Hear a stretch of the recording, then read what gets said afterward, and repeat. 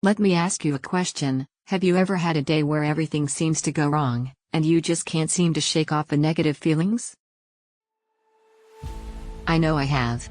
But what if we told you that we have the power to choose how we feel and react to these situations? By choosing to focus on gratitude and happiness, we can shift our mindset and approach to life in a positive way.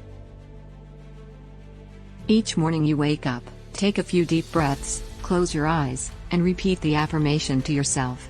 I choose to be happy and grateful today. You can also write it down in a journal or on a sticky note and place it somewhere you'll see it throughout the day. Another option is to set a reminder on your phone to say this affirmation at a certain time each day. Whatever works for you, make it a habit. When we focus on gratitude and choose happiness, we start to see the world in a different way. We start to appreciate the small things in life, and we become more resilient in the face of challenges.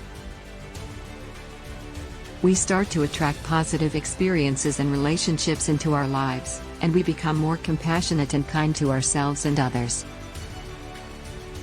So, my friend, I invite you to choose happiness and gratitude today. Say this affirmation, believe it, and watch as your life transforms.